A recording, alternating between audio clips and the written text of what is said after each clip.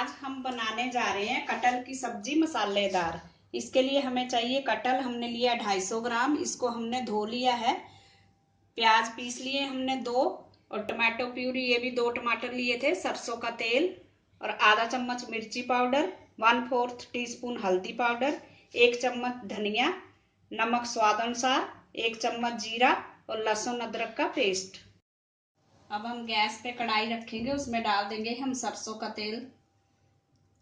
तेल गर्म हो जाए तो इसमें हम कटहल को फ्राई करेंगे। तेल गर्म हो चुका है, अब इसमें हम कटहल डाल देंगे। अब इसको ब्राउन कलर आने तक हम फ्राई करेंगे।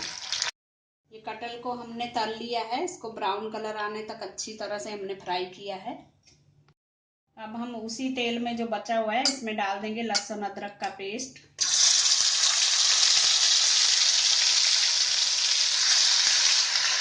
डाल देंगे प्याज और इसको अच्छी तरह गुलाबी कलर आने तक भूनेंगे।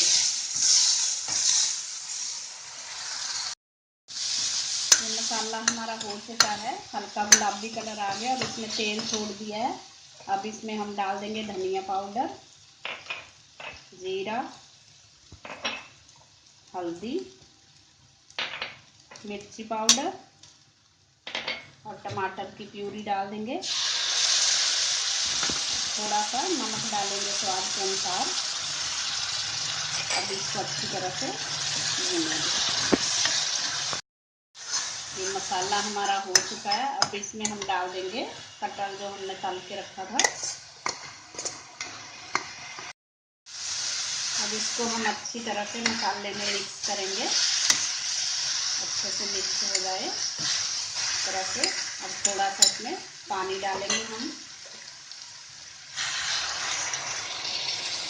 और इसको 10 मिनट तक पकाएंगे। जब इसमें उबाल आ जाए तो गैस को सिम कर दें। 5 से 10 मिनट इसको हमने पकाना है।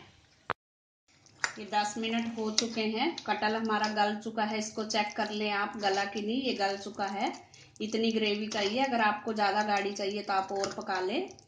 अब हम गैस को बंद कर देंगे और लास्ट में डालेंगे हम गरम मसाला थोड़ा सा। अब गैस को बंद कर देंगे।